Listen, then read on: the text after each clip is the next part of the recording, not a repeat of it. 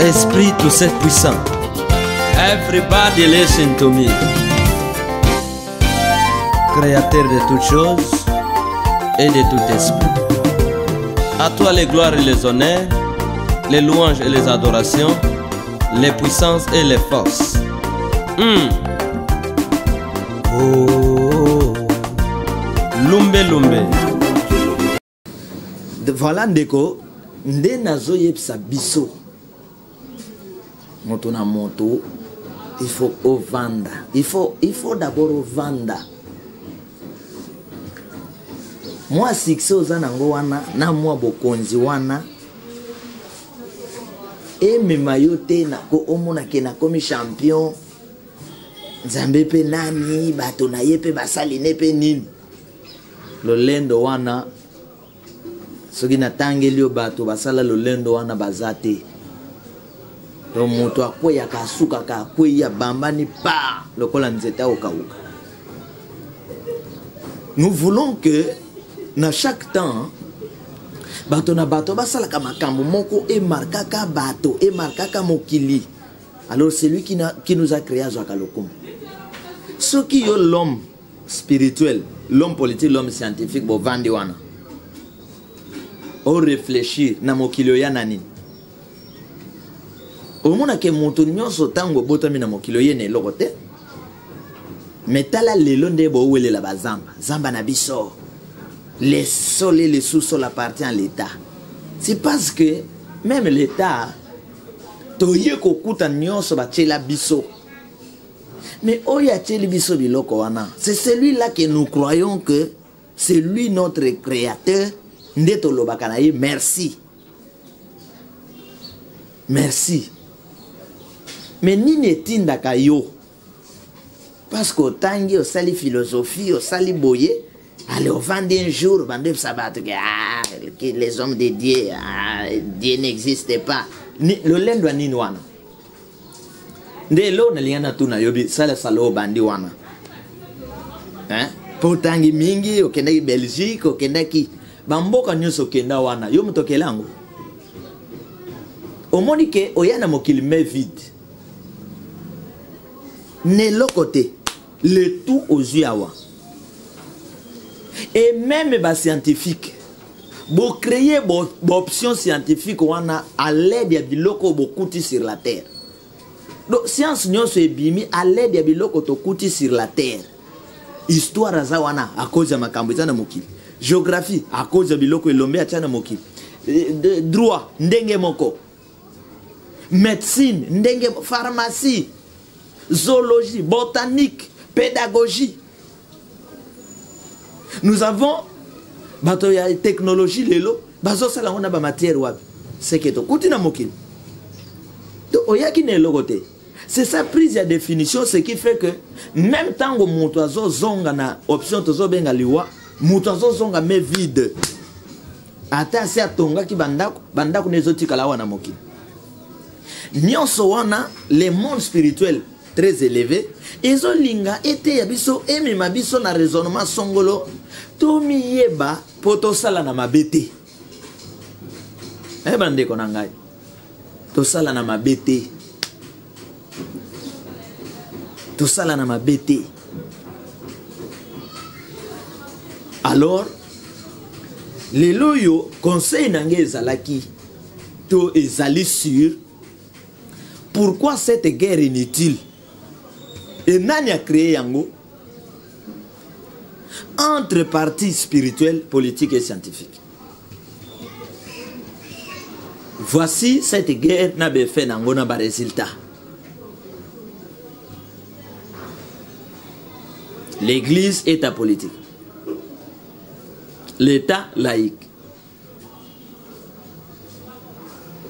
État laïque, église apolitique. Faut vous expliquer Batou pourquoi l'église est apolitique. Explication claire et exacte, chacun pour soi, Dieu pour nous tous. Dengue zato la lito la mouki teko kuta bakangika de bonhomme, babando cha prince, écrit embouteillage. Or ma camion, c'est faut se préparer.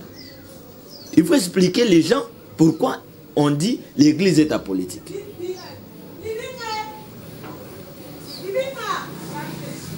Or, Dieu qui a créé bato nyonso wana ye mutu apesi bango makabo. A créé biloko nyonso wana nde apesi bato sur la terre. Mais ebandi yo ndenge nini obanda ko s'opposer na mokeli.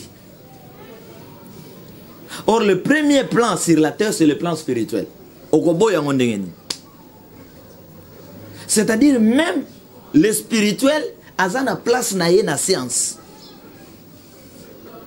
Bah, oyo nyonso va se concentrer pour créer physique, pour créer la philosophie, pour créer étaient des hommes spirituels. Bon, quand tu deviens ministre, au bandit ma décision mabe sur le révélateur, sur les hommes spirituels, c'est-à-dire au boy parti spirituel.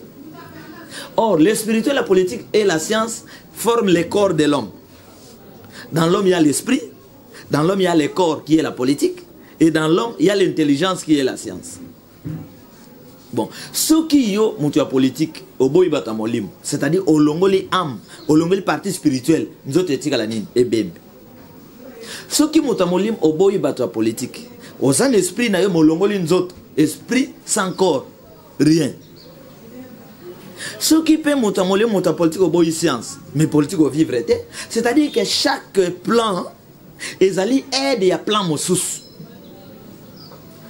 Tous ces trois messieurs sont des représentants du Dieu grand créateur sur la terre. Alors, des fois, manque de formation, manque d'explication et créer un conflit. Ndebo monaki, nabatan et leki. La politique, azako pesa ordre.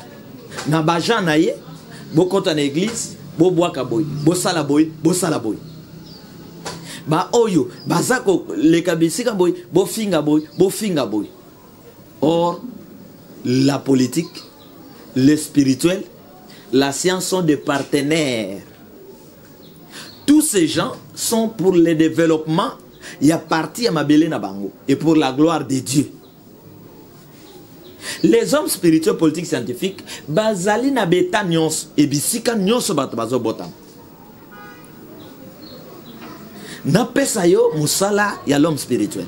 L'homme spirituel qui est le représentant de Dieu sur la terre, qui est le prophète et l'esprit, qui n'est pas ennemi à politique, à scientifique, a un rôle de révéler le gens. Makambo ezali koya. Makambo ye bomba nyo boyeba kite. L'homme révélateur. L'homme prophète, l'homme spirituel vous révèle que tu as la temps et sili tokotaboui. C'est-à-dire même la politique et la science doit obéir et se soumettre. Ce qui fait que dans la loi de Moïse, basé David roi qui est un homme politique, bâti par un homme spirituel qui est le prophète Samuel. Et pourquoi cette guerre aujourd'hui? Vous comprenez, mon frère, ma soeur? C'est-à-dire que l'homme spirituel est un révélateur. Celui qui traite des problèmes sur le plan spirituel. C'est pourquoi l'homme spirituel prie pour la personne Moutoua Biki. Jusqu'à un niveau que l'homme spirituel capable de prier pour un mort Moutoua Sekui. L'homme spirituel, c'est celui qui donne beaucoup de conseils.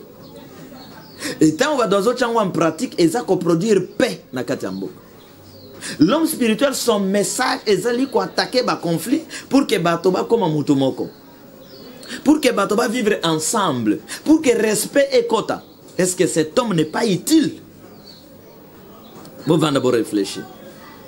C'est pourquoi nous voulons que le conflit est ici là. Le conflit inutile. Je prends un exemple simple. Un homme de Dieu au Congo se lève pour dire sauvons les Congo. Sauvons. Verbe sauver.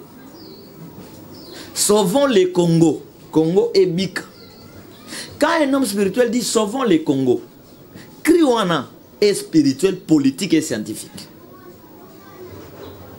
Lui lance les cris.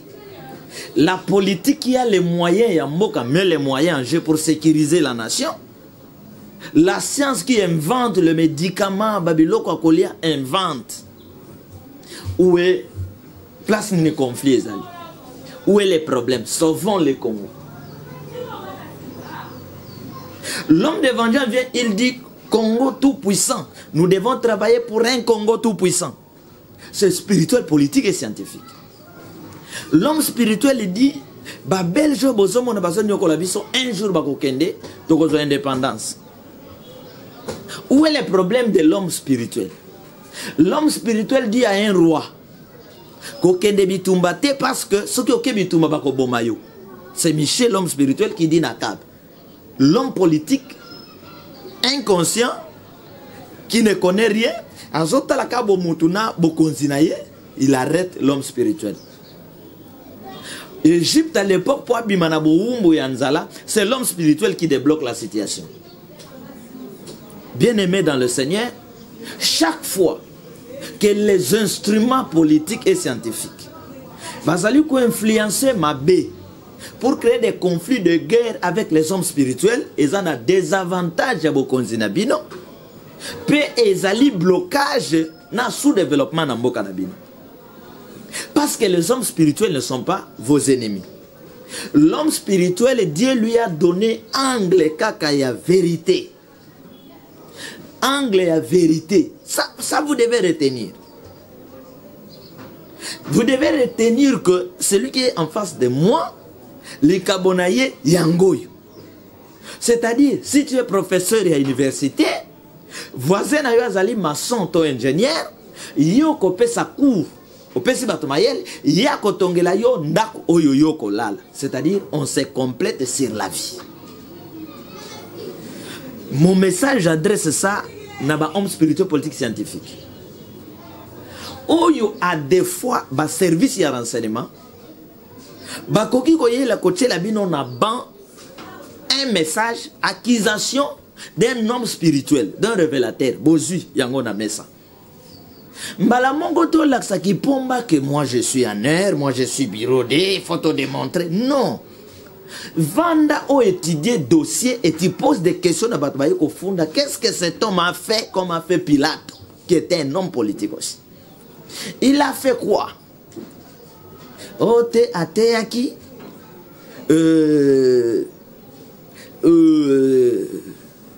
le président de la République à cause de la terre plus riche avec un peuple pauvre.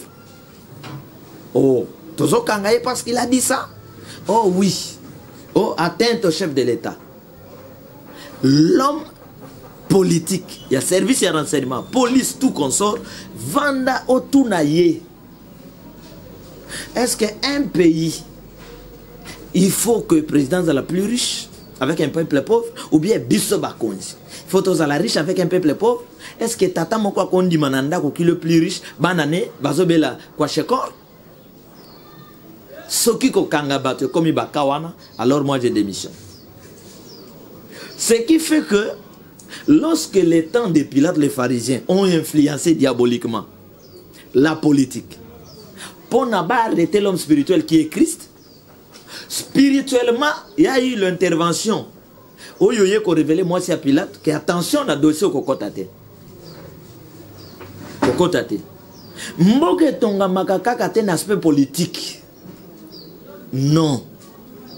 L'homme spirituel faut y tana mutuna yo que je suis politique, lui est scientifique.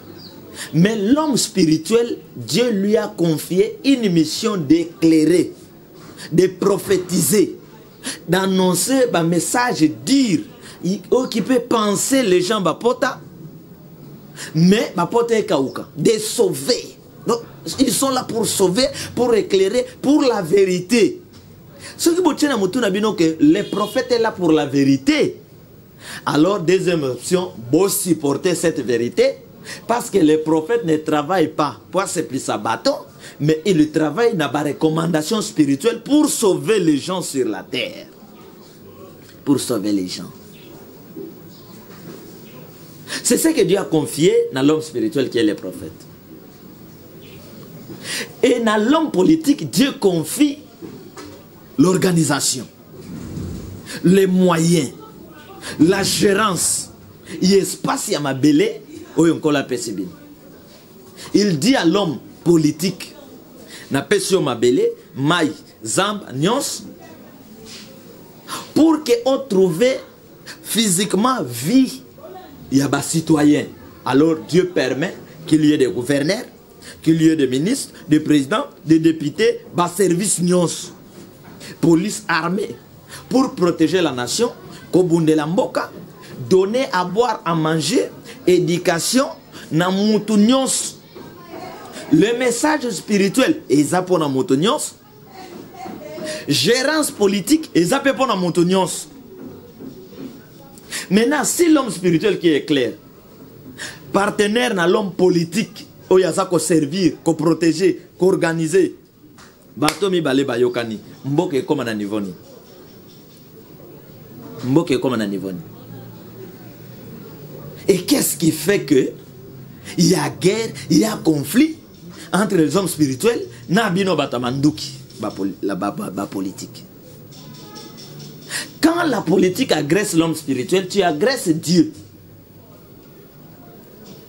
Quand les spirituels agressent les hommes politiques, vous agressez aussi partie de Dieu. Mais sachez-le que vous, tout instrument, les spirituels allaient mettre la main au-dessus de toutes les forces, de toutes les couches. C'est-à-dire, vous devez supporter, protéger les hommes spirituels que nous appelons Basover Nakatiamboka. Il faut comprendre, mon frère. Alors, na rôle na yo l'homme politique de gérer biloko ya mboka. On n'a pas dit que biloko ya mboka eza ya yo. Eza ya bato nyonso. Quand l'homme spirituel, Dieu lui donne le message de prophétiser sur sa nation. Message eza ya yete ya bomba, c'est pour donner à la nation bato babika.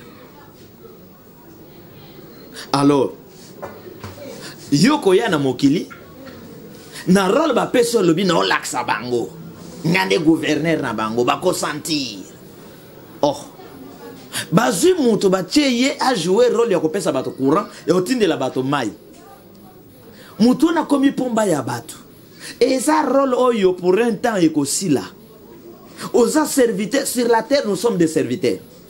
Kobete lango tolote ngande chef ya régie des eaux ya SNL mutokoloba wazate ngande chef à transport ya nation mutokoloba zate ngande ministre ya non, tu es un serviteur pour un temps.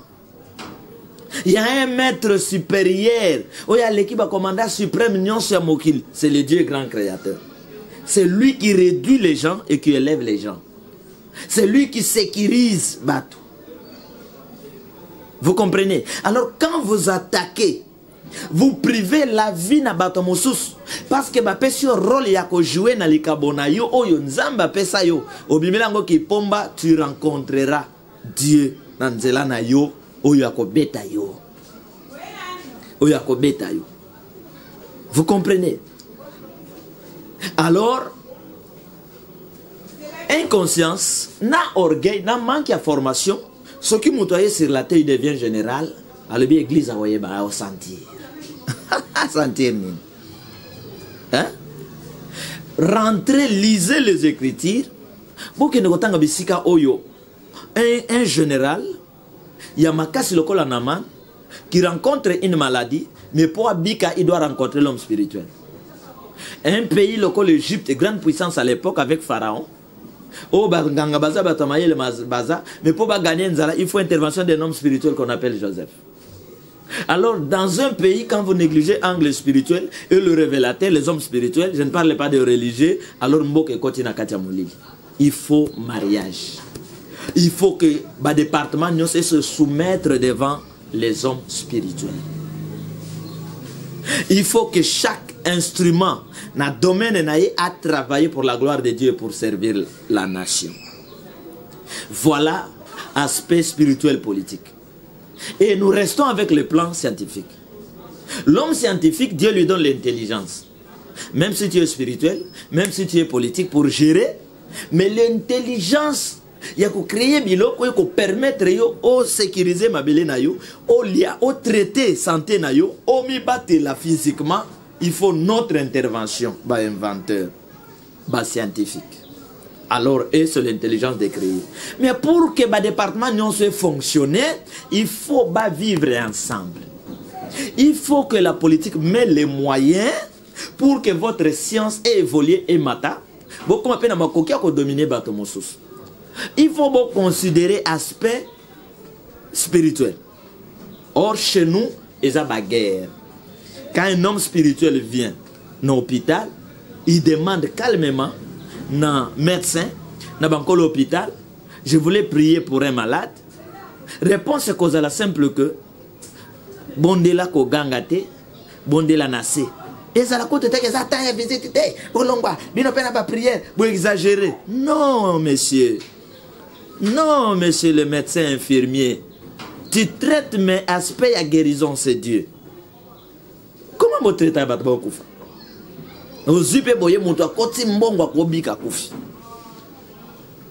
C'est pourquoi nous demandons que le département il faut pourquoi je suis médecin, pourquoi je suis scientifique, pourquoi je suis politique, pourquoi pour que se soumette devant le grand créateur, enfin que tant où l'homme scientifique a son l'homme politique guéri à la tête, politique a son l'homme spirituel guéri à la tête, je suis insuffisant, mouto aye pour compléter, enfin que tu réussir dans le domaine songol. Ok, l'hôpital, ok, oh, le médecin dit, oh oui, bonjour l'homme de Dieu, bonjour. Oui, non, on m'a appelé pour prier pour une dame qui est malade ici. Non, pas de problème, entrez, entrez. À côté, ah bon, il va prier pour 1 ou 2 minutes à Bimi, à cause déranger l'hôpital là yote.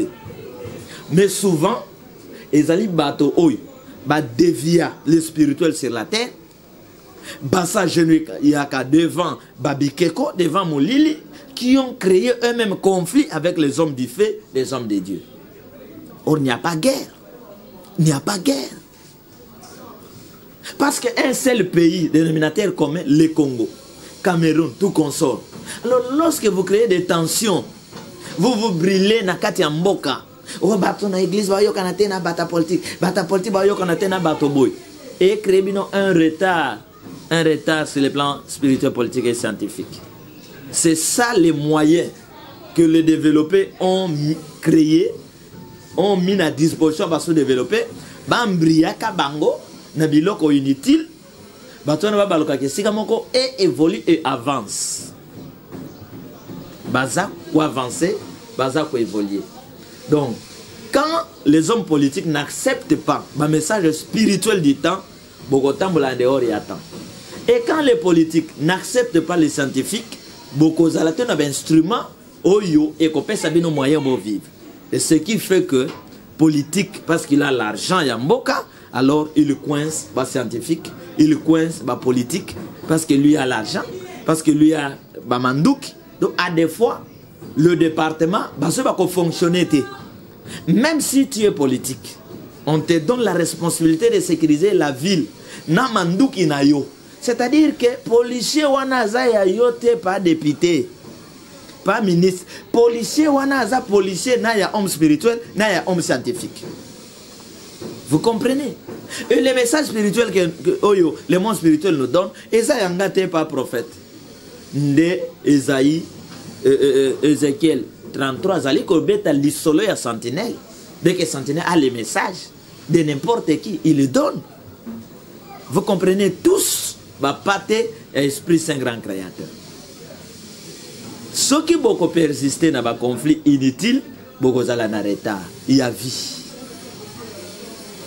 Mais ceux qui beaucoup longuement dans un conflit, pour dire que Naza incomplet, ils ont une intervention de Konanga Moussous, pour que tout tombe la libanga oyo, alors par là, tokoye banako évoluer. C'est pourquoi Tinate au salon de Konayo Mabe. Parce que ceux qui ont salin de Konayo Mabe, sont yibin de Konayo, omi yibipe, omi sali Mabe. Nazo clôturé. Un groupe des assassins va s'organiser pour côté la kabata, va boto la bateau du loco. Alors, bande des assassins, moko azala qui est bandundu, moko azala ya Congo central, moko azala ya Kasai, moko donc va représenter qui bi colonios. Alors, principe basé na décision moko bakangi ba botoli ba bomi. L'un des assassins, babota y bango ka mi balé, leki ne ya mwasi. Atika leki na ye ya mwasi n'intérieur. Basolo la ka, makamnyonso, sont des assassins, baboto la ka bato sa ba cri baza banda couper na basi baza bien na butu na moyo moni alati mais na butu bandoki ya butu. Alors ça fait que nzoka leki na ye azwa ki transport nazoke ne kinchasa ko tala yaya. Et sali ke bazu motuka baye na jeep. Bakoma na pena kishasa ko kote ba assassin ba braquer bango. Bokita. Bakiti si bango nzoka leki assassin moko na kati ba botolo ba kokai ko botola. Alors comme la dame venait du village a mona biloko wana te a gagné bazo pour ma biso lui-même son grand frère ne sachant pas qu'un déconnaillé a eu arme tort a bêti bazu biloko bakimi police vient na tongo bakuti ebembe na bateau mosusu bazo témoigner caméra yake ye esui sangoye bazu carte ya mwana mwasi babando tam communiquer l'équipe assassin babomaki moto place boye batangi moto tel awutaki na mboka tel boye bisika assassin azalaki azotala na télévision Miami se bando kitai leki na ye. Vous comprenez? C'est-à-dire que le spirituel, la politique et la science, bazali, bajimo. Donc quand tu attaques l'autre, tu détruis l'autre, c'est ton problème. Les spirituels crient sauvons le Congo. La politique attaque les cris sauvons le Congo. Mais aujourd'hui, que cherchent les Congolais et que recherchent les Congolais, bah sauver Mboka. Les cris là n'étaient pas contre la politique ou contre la science. C'est-à-dire quand un homme politique il est fait pour l'intérêt spirituel, politique et scientifique. Quand un scientifique invente quelque chose, il a inventé pour l'intérêt spirituel, politique, scientifique. Quand un homme spirituel prophétise, révèle sur quelque chose pour épargner les gens, il a sauvé les gens sur le plan spirituel, politique, scientifique. Voilà combien et comment les Africains nagent. Na kati ya ba des ordres spirituels, politiques, scientifiques. Na kati ya ba inconscience, ils ont bloqué Mboka, ils ont freiné Congo na Afrique, moyen de évoluer et zati. C'est tout le message du temps de la vengeance, que l'Esprit Saint grand créateur a bomba bate la bino, a bunde la bino, a longisa bino. Yako landa ba formation, yako landa matea, pour koma mutu. Ozana no motote. Osa député, osa pasteur, osa intel, osa na succès, osa na mototé. Il faut comme un moto représentant de Dieu pour qu'on y ait que oh, posto nazanango, il faut na salanine.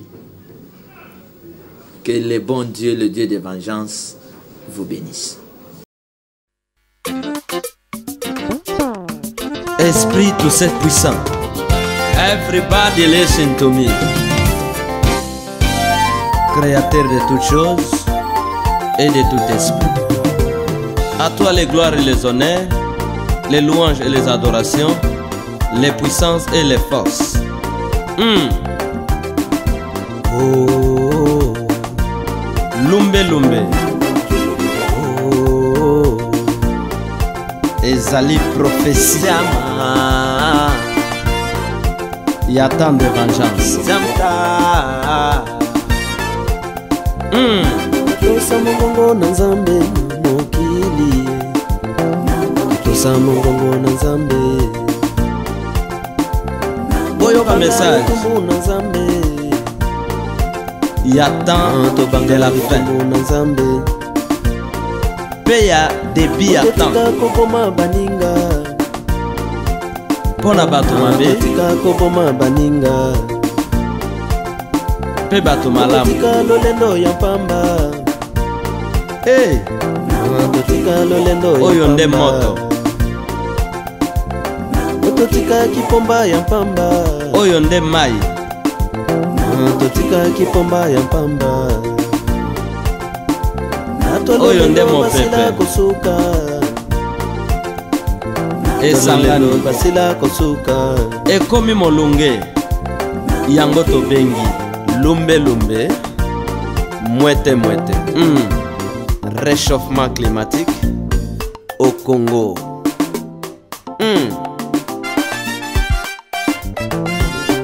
Bokola suka ekozala somo mingi bato ya loi ya Moïse ekozala somo mingi lokola Pharaon suka ekozala somo mingi vengeance kanga bango pona nini oyokaka te Corée d'Atambiran bakutanaki na lumbe mpe mwete yo pona nini oyokaka te yo ezala na temps ya grâce Ananias na Safira na Elimas le magicien bakutanaki na lumbe yo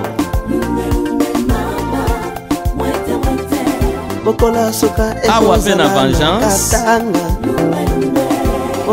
mwana na mwana bendana yo mpe ya mikebisi kasi bana na Nzambe bozala tranquille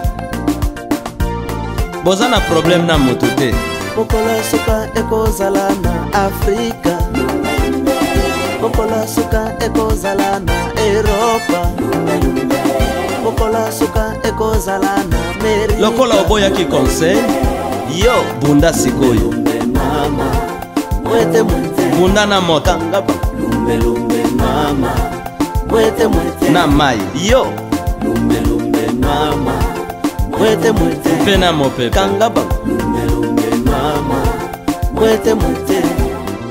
bien aimé fongola motema na yo changer position bokola suka ekozala na bandoki bokola suka ekozala na barishe bokola suka makambo ye mabe politique mokili échauffé yo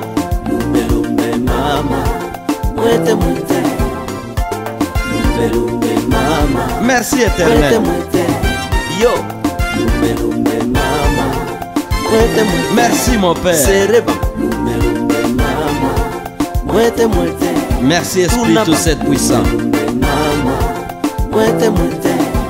mutu na libaya ya jugement omoni esika tokomi suka ekozala na lifelo bokola suka ekozala na lifelo bokola suka ekozala na lifelo yo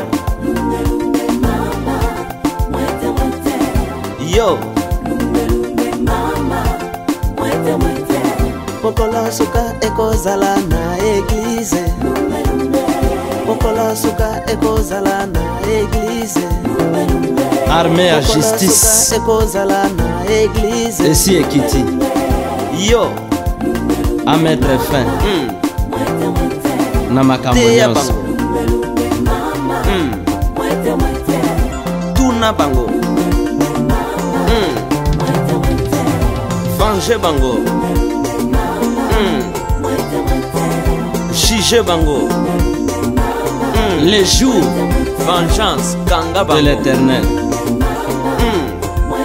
vengeance kanga les jours de mon père aujourd'hui c'est le jour de vengeance okoéchappe ndenge nini ndeko na ngai tolobaki banda kala oboya ekoyokela biso tala sikoyo mokolo ezali ekozala somo mingi mokolo ezali ekozala na Kinshasa mokolo ezali ekozala na Katanga okokimela wapi na est ouest to nord to na sud na Kasai on Afrique baby yo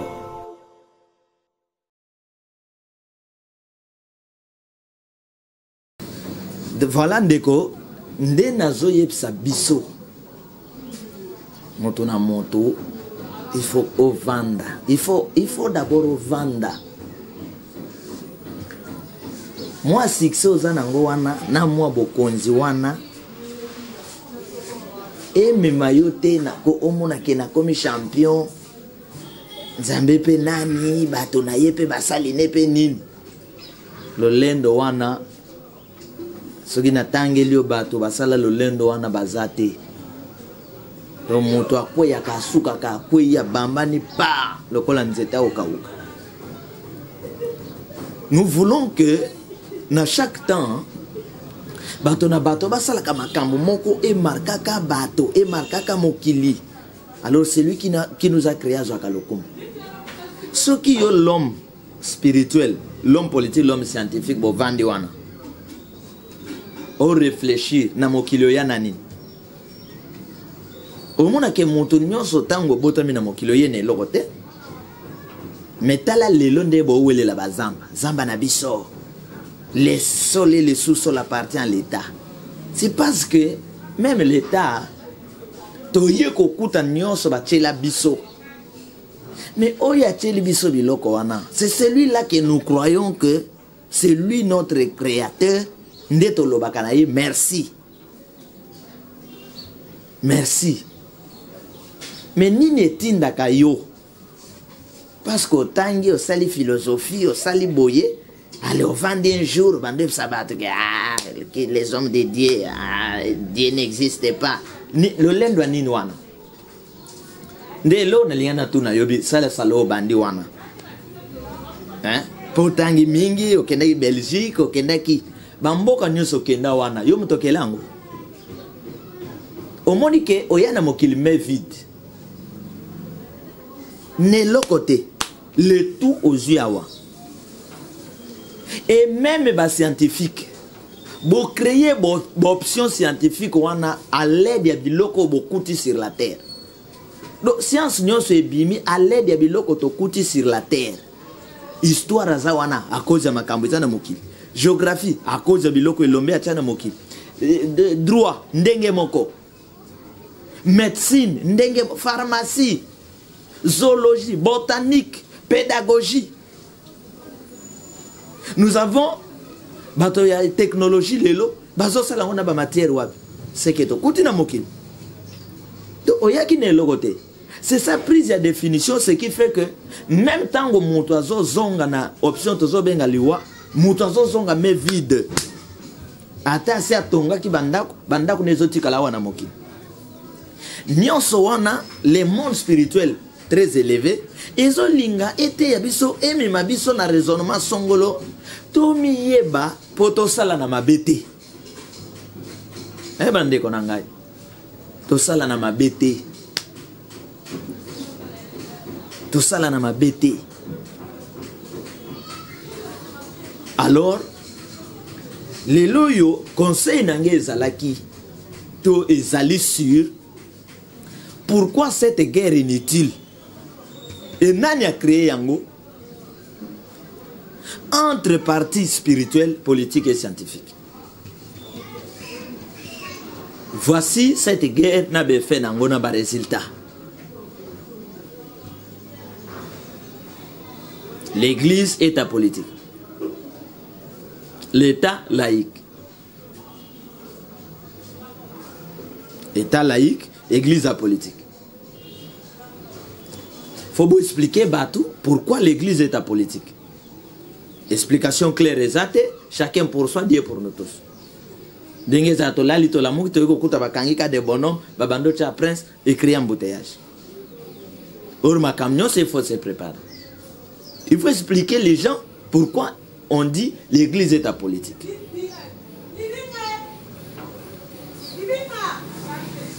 Or,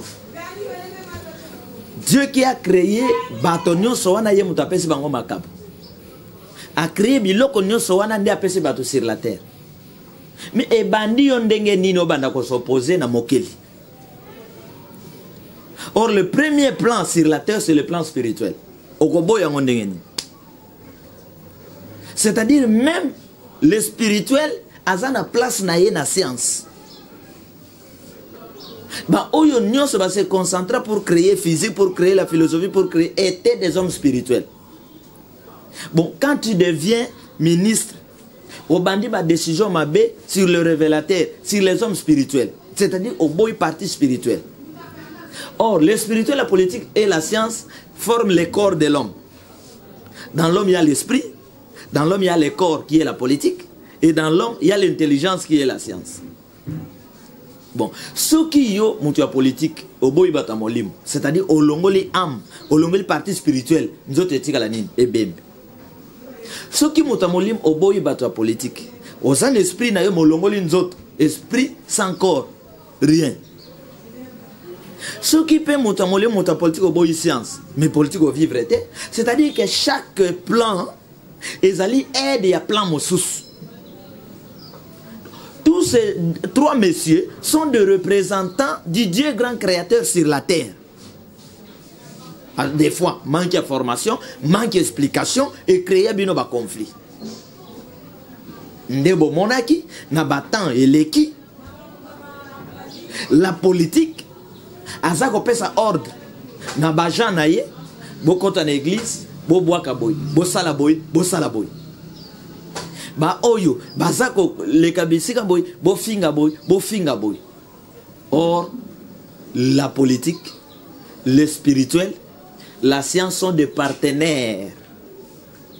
Tous ces gens sont pour le développement, il y a parti à Mabele Nabango et pour la gloire de Dieu. Les hommes spirituels, politiques, scientifiques, bazali na beta nyons et bisika nyons bazo botam. Napesayo musala ya l'homme spirituel. L'homme spirituel qui est le représentant de Dieu sur la terre, qui est le prophète et l'esprit, qui n'est pas ennemi à politique, toya scientifique, a un rôle de révéler les gens. Makambo ezali koya. Makambo ye bomba nyo boye bakite. L'homme révélateur, l'homme prophète, l'homme spirituel vous révèle que talatan et sili tokotaboy. C'est-à-dire même la politique et la science doit obéir et se soumettre. Ce qui fait que dans la loi de Moïse, Basu David roi qui est un homme politique, bâti par un homme spirituel qui est le prophète Samuel. Et pourquoi cette guerre aujourd'hui? Vous comprenez, mon frère, ma soeur? C'est-à-dire que l'homme spirituel est un révélateur. Celui qui traite des problèmes sur le plan spirituel. C'est pourquoi l'homme spirituel prie pour la personne Moutoua Biki. Jusqu'à un niveau que l'homme spirituel capable de prier pour un mort Moutoua Sekui. L'homme spirituel, c'est celui qui donne beaucoup de conseils. Et quand on va dans d'autres gens en pratique, et ça qu'on produire paix dans Katiambo. L'homme spirituel, son message, est d'aller attaquer le conflit pour que Batoba comme un moutomoko. Pour que Batoba vivre ensemble. Pour que respect et quota. Est-ce que cet homme n'est pas utile? Vous allez d'abord réfléchir. C'est pourquoi nous voulons que le conflit est ici là. Le conflit inutile. Je prends un exemple simple. Un homme de Dieu au Congo se lève pour dire sauvons le Congo. Sauvons. Verbe sauver. Sauvons le Congo. Congo est bic. Quand un homme spirituel dit sauvons le Congo, Kriwana est spirituel, politique et scientifique. Lui lance les cris. La politique qui a les moyens, il y a met les moyens en jeu pour sécuriser la nation. La science qui invente le médicament, Babyloko Akolia invente. Où est place de conflit? Où est les problèmes? Sauvons les Congo. L'homme d'évangile vient, il dit Congo tout puissant. Nous devons travailler pour un Congo tout puissant. C'est spirituel, politique et scientifique. L'homme spirituel il dit un jour bakokende tokozo indépendance. Où est le problème de l'homme spirituel? L'homme spirituel dit à un roi kokende bitumba te parce que ce qui oke bitumba bako bomayo. C'est Michel, l'homme spirituel, qui dit nakab. L'homme politique, inconscient, qui ne connaît rien, il arrête l'homme spirituel. Égypte à l'époque, c'est l'homme spirituel qui débloque la situation. Bien-aimé dans le Seigneur, chaque fois que les instruments politiques et scientifiques vont influencer ma baie pour créer des conflits de guerre avec les hommes spirituels, ils ont des avantages à Bokonzinabino. Puis ils ont blocage dans sous-développement dans Bokanabino. Parce que les hommes spirituels ne sont pas vos ennemis. L'homme spirituel, Dieu lui a donné angle kakaya vérité. Angle à vérité. Ça vous devez retenir. Vous devez retenir que celui qui est en face de moi, les Kabonaye Yangoy. C'est-à-dire, si tu es professeur à l'université, voisin à Yazali maçon ou ingénieur, yo kopé sa cour, opesi batomayel, ya kotongela yo ndako oyo yo kolala. C'est-à-dire, on se complète sur la vie. Mon message, j'adresse ça à homme spirituel, politique, scientifique. Oyo a des fois, ba service ya renseignement, bakoki koye la koche la bino na ban un message, accusation d'un homme spirituel, d'un révélateur, bozu yango na mesa. Mbala mongo to laksa ki pomba que moi je suis en air, moi je suis birodé, il faut te démontrer. Non. Vanda o étudier dossier et tu poses des questions à Batbaye Kofunda. Qu'est-ce que cet homme a fait comme a fait Pilate, qui était un homme politique aussi? Il a fait quoi?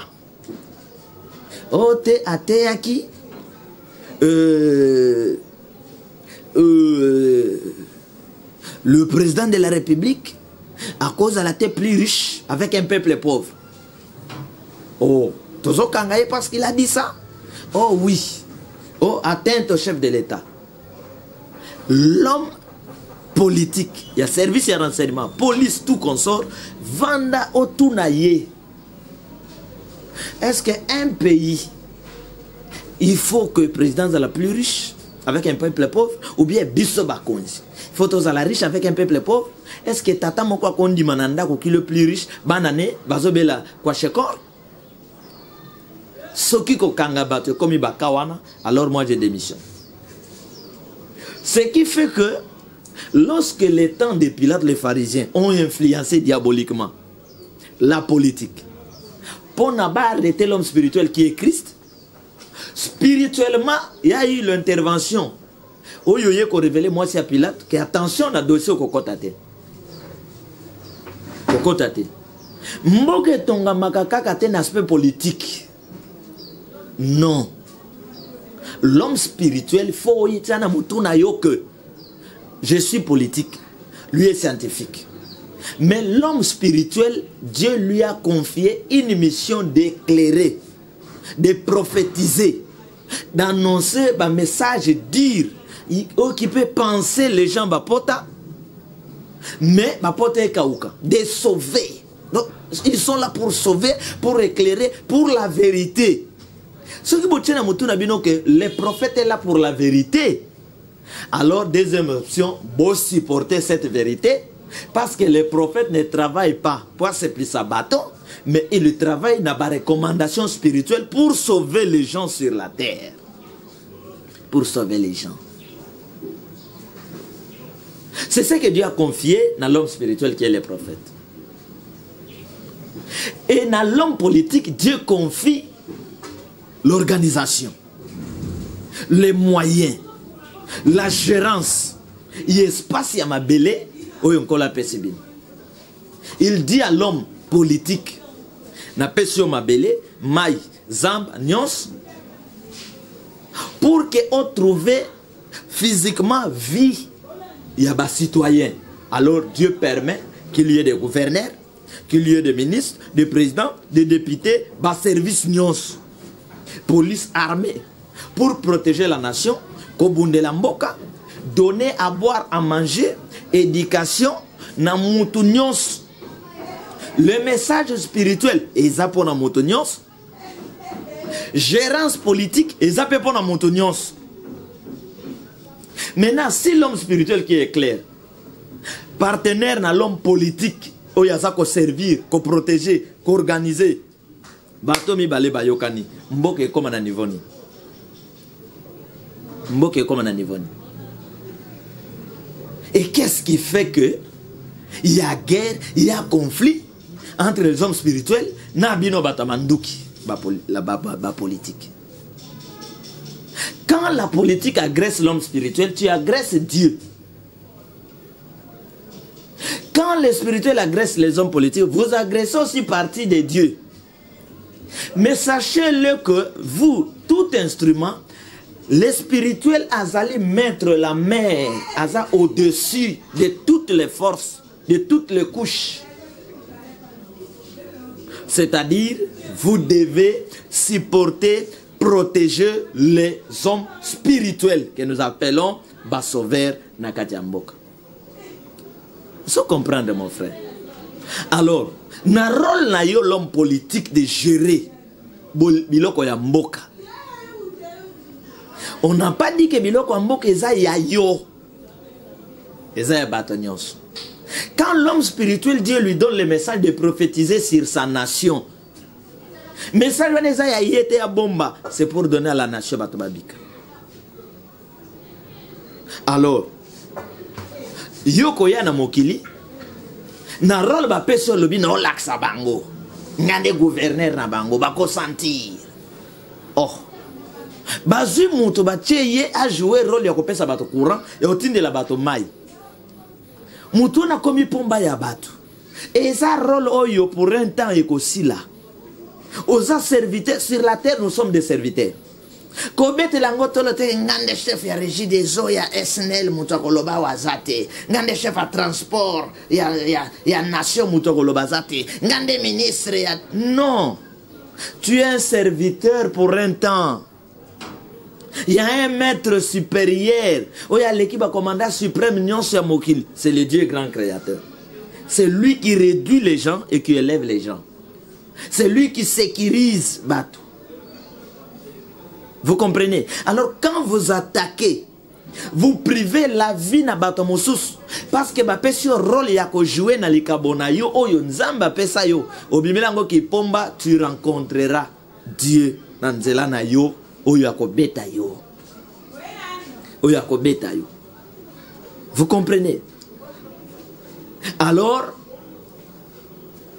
inconscience, na orgueil, na manque de formation. Ce qui moutoye sur la terre devient général, à l'église à sentir. Sentir. Hein? Rentrez, lisez les Écritures. Un général, il y a Makasi Lokola Naman, qui rencontre une maladie, mais pour Abika, il doit rencontrer l'homme spirituel. Un pays local, l'Égypte, grande puissance à l'époque avec Pharaon. Oh, mais pour gagner il faut intervention d'un homme spirituel qu'on appelle Joseph. Alors, dans un pays, quand vous négligez l'angle spirituel et le révélateur, les hommes spirituels, je ne parle pas de religieux, alors il faut mariage. Il faut que le département se soumettre devant les hommes spirituels.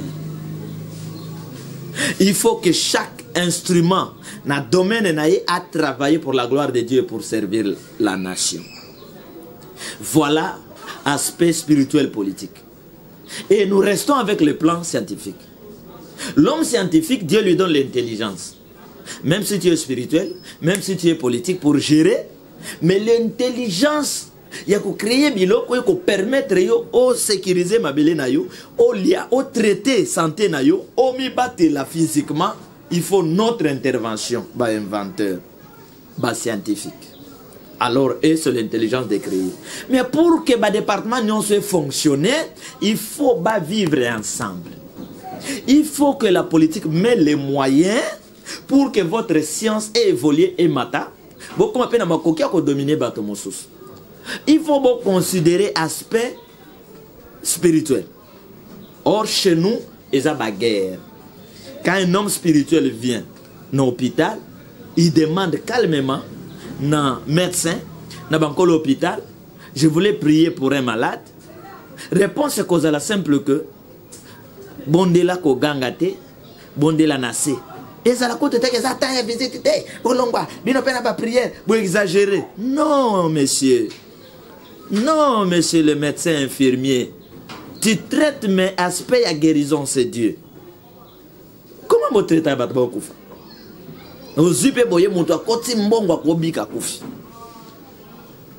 C'est pourquoi nous demandons que le département d'instrument, il faut pourquoi je suis médecin, pourquoi je suis scientifique, pourquoi je suis politique, pourquoi pour que bas se soumette devant le grand créateur, enfin que tant que l'homme scientifique a son l'homme politique guéri à la tête, politique a son l'homme spirituel guéri à la tête, je suis insuffisant, Mouto aye pour compléter, enfin que tu réussir dans le domaine songol.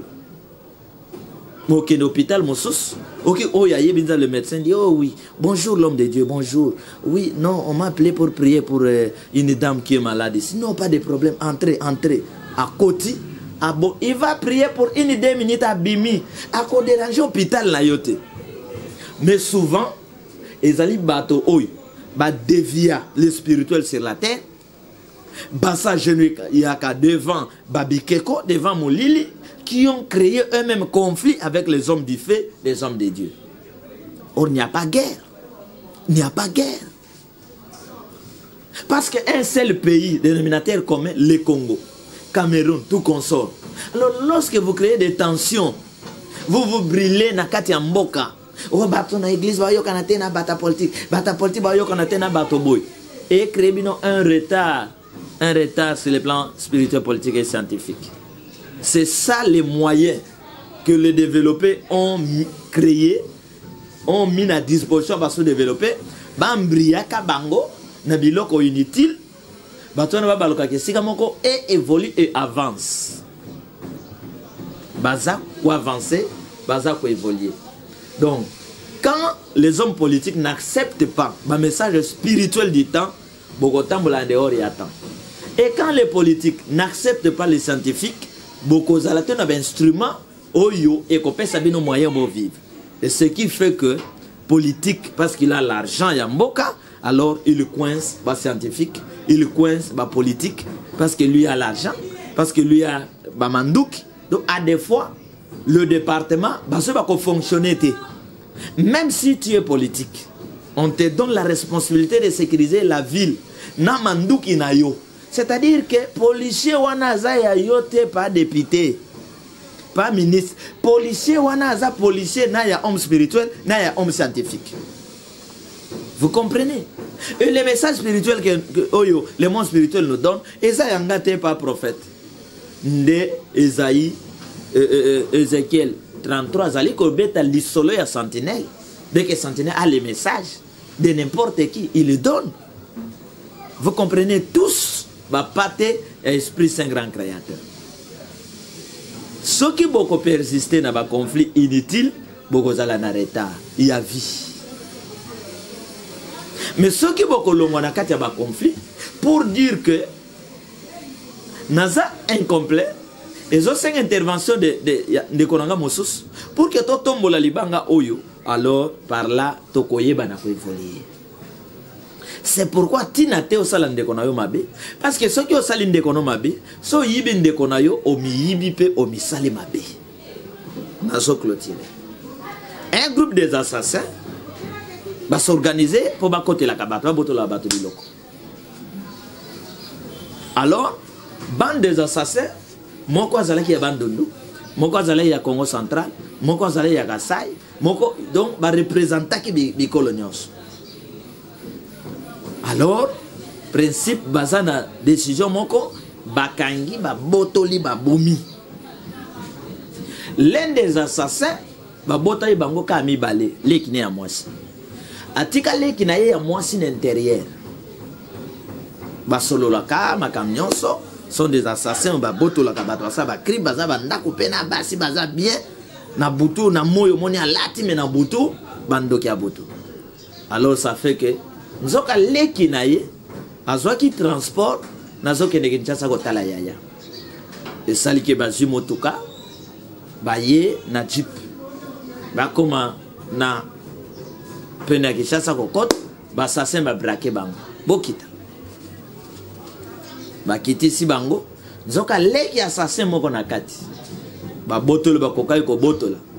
Alors comme la dame venait du village amona biloko wana te agangi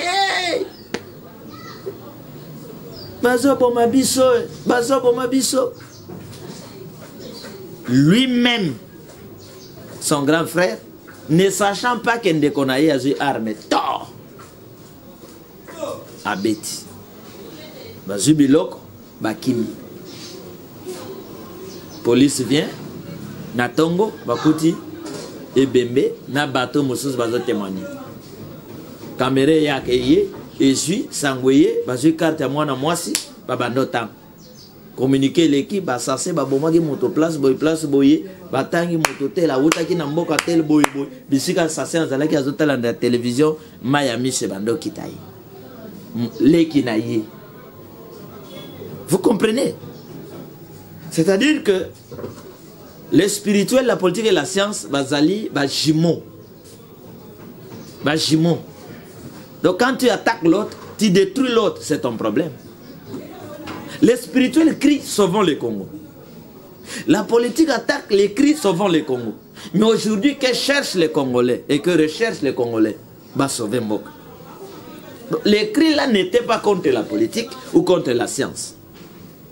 C'est-à-dire quand un homme politique bien, il est fait pour l'intérêt spirituel, politique et scientifique. Quand un scientifique invente quelque chose, il a inventé pour l'intérêt spirituel, politique, scientifique. Quand un homme spirituel prophétise, révèle sur quelque chose pour épargner les gens, il a sauvé les gens sur le plan spirituel, politique, scientifique. Voilà combien et comment les Africains nagent. Na kati ya ba des ordres spirituels, politiques, scientifiques. Na kati ya ba inconscience, eza ko bloquer mboka, eza ko freiner Congo na Afrique, moyen de évoluer ezati. C'est tout le message du temps de la vengeance, que l'Esprit Saint grand créateur a bomba bate la bino, a bunde la bino, a longisa bino. Yako landa ba formation, yako landa matea, po koma mutu. Ozana no motote. Osa député, osa pasteur, osa intel, osa na succès, osa na mototé. Il faut comme un moto représentant de Dieu pour qu'on y ait que oh, posto nazanango, il faut na salanine. Que le bon Dieu, le Dieu de vengeance, vous bénisse. Esprit tout cette puissant. Everybody listen to me. Créateur de toutes choses et de tout esprit. À toi les gloires et les honneurs, les louanges et les adorations, les puissances et les forces. Oh, Lumbe Lumbe.